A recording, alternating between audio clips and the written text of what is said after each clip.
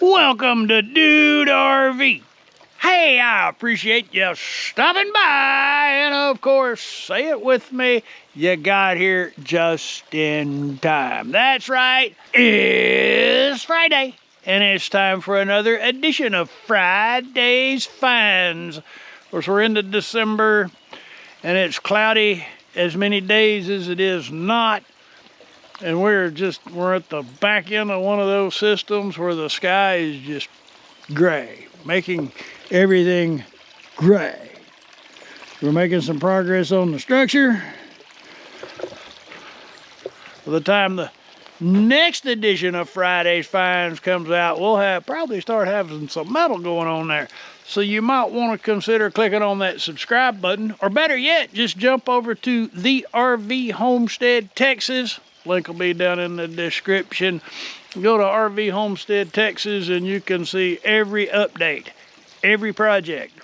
Before we get into this edition of Friday's Finds, click the howdy button. Say howdy. Tell me, what do you like best about Friday's Finds? What's your favorite kind of product videos to watch? What makes mine different? All right, so now that we got that out of the way, let's go open some boxes. We've got at least 4. Y'all remember East Oak? So we've worked with several of their products. We're really a big fan of that East Oak smokeless fire pit that I've been using. I got an awesome patio heater that we did 2 years ago. That was really cool. They've upped their game. They sent us a 30-inch digital electric smoker. Hot diggity dog. But before we open that big box, we're going to open a little box. This is actually a product that was sent out to me about 6 months ago. And when I received it, I realized the app was not available on Play Store. It was only available through iTunes. And if you use an Android device, you had to go to a blind link to download the app. I'm sorry, I'm not gonna do that. I just did an unbox. So now we're gonna do another unbox, and I'm actually gonna use it because the app is now available on. We've been having some issues. For over a year now, we've not had a functioning hydraulic leveling system on the coach. I have a hydraulic leveling system, but the jacks won't stay up. One of the jacks is always drifting down while I'm driving down the freeway. So I've disabled the whole system, and we're just a conventional motorized RV, and we're using blocks to get level, or better yet, finding a creative position on the pad to get level. But that requires a lot of attention to detail because you got to get out and you got to break out the level and the transom, and you're shooting great. But no more. The wireless leveler. It is a Bluetooth equipped leveling system specifically for the RV. Wherever you have the module, and the module's really quite simple. I mean, it's a little cordless battery operated module that fits in the holster. You want to make sure your holster in the mounting location is level, so you have to get level before you put the level. That way you know you're level. Pretty simple. Now I've already charged it, and it looks like that. So you could actually just use this by itself, mount that on your dash, or open up the app. And this app is available through the Play Store, and all you have to do is search vehicle level regulator. It's the wireless vehicle leveling system, and it actually shows you based on where this module facing backwards. So this module is now facing backwards, and it shows you the current box it's sitting on is just about level. But of course it's got the parameters, the wheelbase for Trudy. Trudy's got a 200 and something inch wheelbase. it shows that this is spot on level, when in reality, in Trudy, we're about an inch off on the left side. But it shows you whether you need to take a tire up or down. You can go into your setup and change your measurements. You put in the vehicle information, which way the screen is facing, how long you want it to be on for, and then the language. It's really quite simple and genius to use. And I look forward to having it permanently installed in Miss Trudy Thunder. It's a cool deal. It's way better than using the Spirit level, the 2-foot beam level that I've been working with. Let's open another box. Y'all want to open a big box? I like opening big boxes.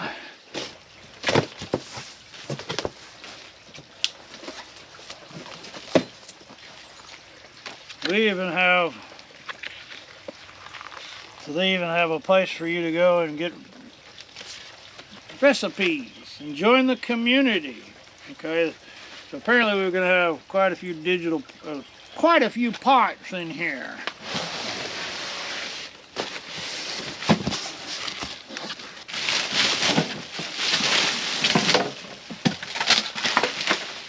Well, that was pretty simple. Simple enough.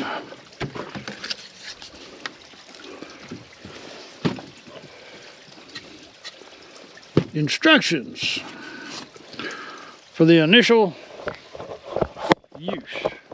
Okay.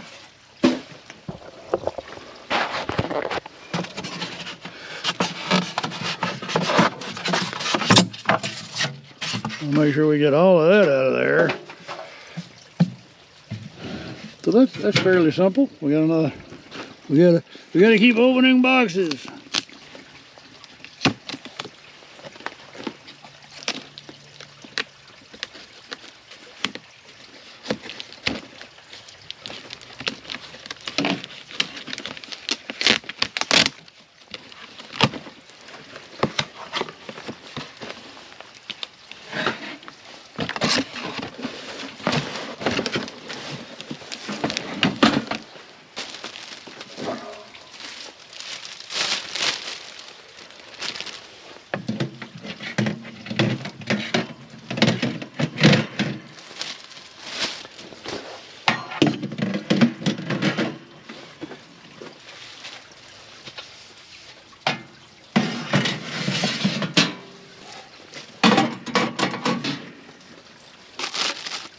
We finally get to the bin.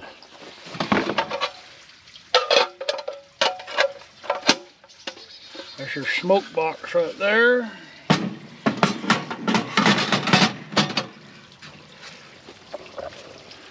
Oh, I gotta put the wheels on. And I gotta put a handle on. And then we gotta fire it up and get it to smoke. So let me put these last few pieces together,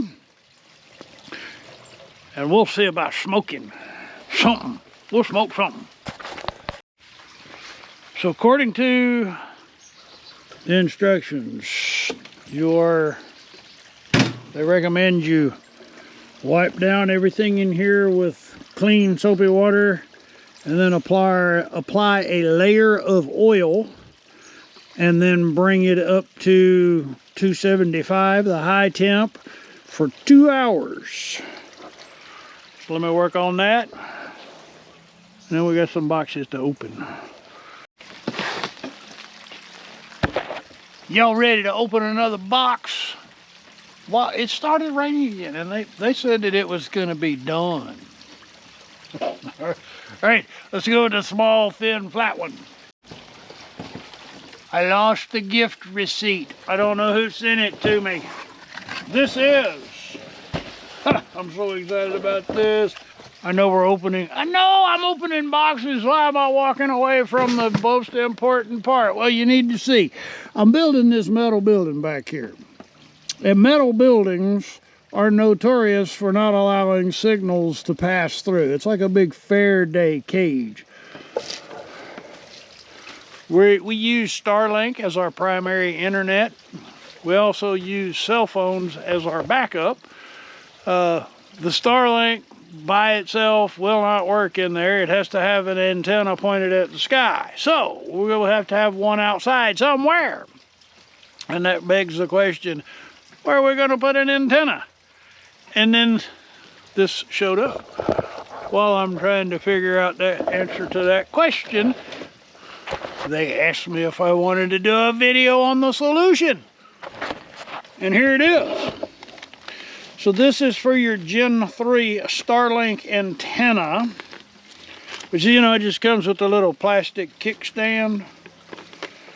What this does, this allows you to mount your Gen 3 Starlink antenna to a wall or a post.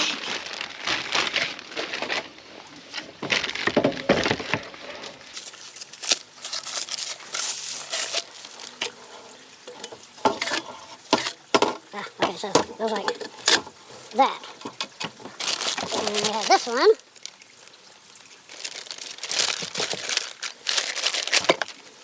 This one attaches to the top, such as so. And we actually have a, wait a minute. My bad. Getting ahead of myself. Alright, so now we can connect cable mounts. We have wall anchors. And we have 2 screws. Oop, that's backwards. What am I doing? That goes on there like so. And then this goes in there like so.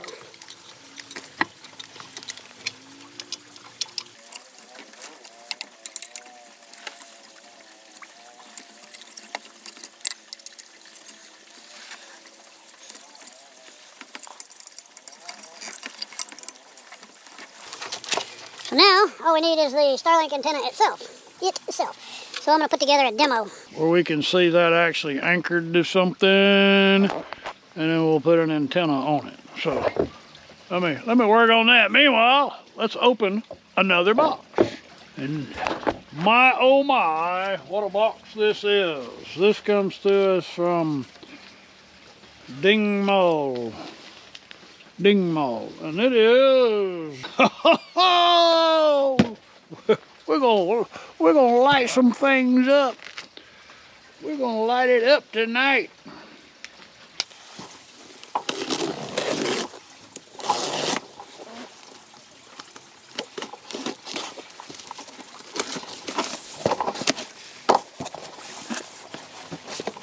Are you ready? The big reveal! Not so impressive. Wait a minute. We're getting there. It's white. Check that out. This is the IP65 solar area light. Street light, parking lot light, backyard light. Wherever you need some light, the IP65 is ready to come to your rescue. All right, it does require some assembly. Let me work on that. Find a mounting location, and we will investigate. I'm missing a part. There's supposed to be a metal piece that attaches to.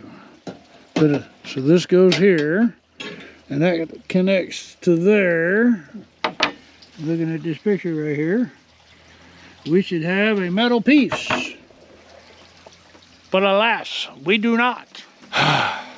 Meanwhile, we're at 177 degrees. If you only knew what went on in the background, working on the IP65, the solar-powered parking lot, street light, and so I'm missing the metal bracket. I took a piece of 1x4 and trimmed it down so that it fit in there, so we'll be able to mount the solar panel. That's not what your kit comes with, and if your kit shows up that way, you should reach out to customer care and let them know so they can get you a replacement. But anyway, I got a video to produce. Even Ziva's nagging at me. Now we need to go hang it in a tree. We have a remote. Came with the batteries. I didn't have to go find any batteries. Check this out. There's actually 8 different lighting modes.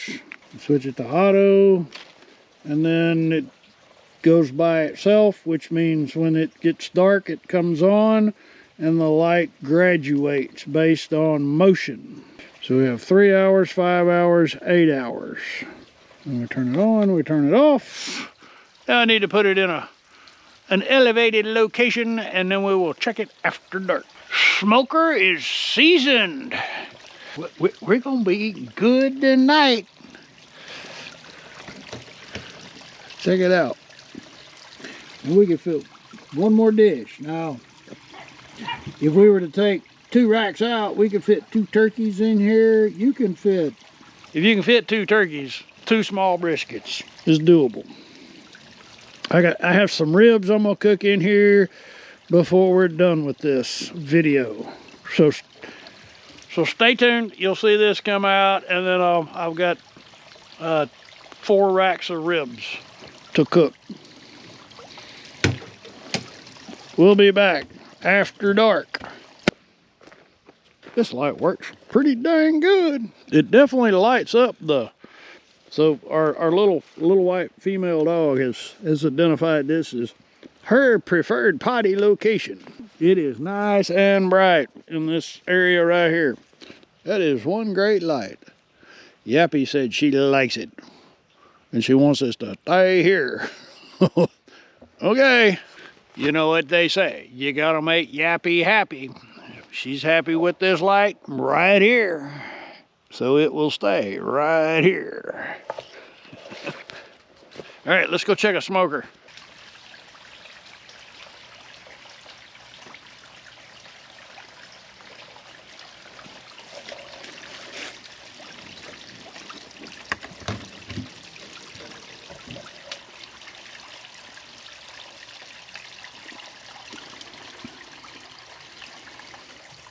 Looking good. I've really appreciated everything that I've worked with from East Oak. East Oak makes some really good stuff. We have our temporary demo Starlink Gen 3 mount set up. So this is temporary. We have an obstructed view, so that actually would be north, going that way. But look, we've got what, 14 inches of clearance there, and another at least 18 inches there. So you will be able to mount that on any of our soffits and be able to clear the edge of the roof. And then we can turn it to find true north. I really like the fact that the cable is inside of the mount itself. It's adjustable, that's what I like about it. We can point it and get it in the right spot and then anchor it down. That is gonna be a great thing. That saves me a lot of headache. Thank you, I like it, and I know you will too. Let's go check on some meat. Now I have a brisket slab. I have the flat, and then I have some beef ribs and some baby back. We're set at 250 degrees, so in about 3 hours on the pork ribs, probably 3 to 4 hours at least on the beef ribs. Beef ribs got a lot of cartilage we got to break down, and then we're going to do the slab. So we're doing low and slow. It's not a full brisket, so I'm thinking maybe 6 hours. We'll see. I have the smoker set for 8 hours. So look at this. I have found my new favorite way of cooking. Look at these ribs.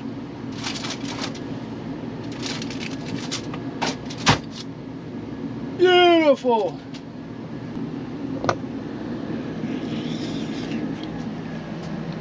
Oh.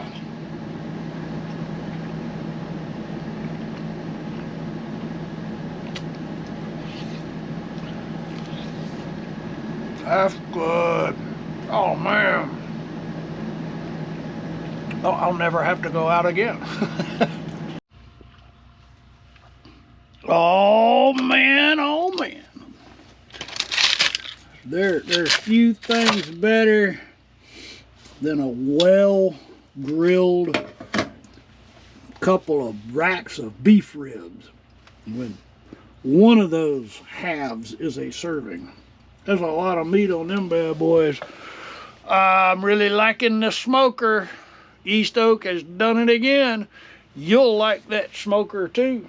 I forgot to record the brisket. Turned out perfect though. I like that. I like that a lot. Really easy to use. That produces as good as or better smoked meat than I've been buying here in the local area. I like it. You will too. All of these items can be found on Amazon. Being the courteous host that I am, I'll provide you with a link in the card above and in the description below. The link in the card will take you to the Friday's Finds, a shopping list on the Dude RV Gear Recommendations Amazon page. Your business is most appreciated. That shopping list link will also be in the description below, but underneath that will be dedicated product links that'll take you direct to these product pages. Your business is most appreciated. That'll help my vendors out as well. If you've not already, I'd be most honored if you'd consider clicking on that subscribe button. That really helps with the YouTube algorithm thingamajigger. I would appreciate that. For those of you who have been following along, thank you. I appreciate your support. It really helps. And for my patrons, your generosity is most appreciated. Thank you so much. You guys rock. All right, y'all come back now, you hear?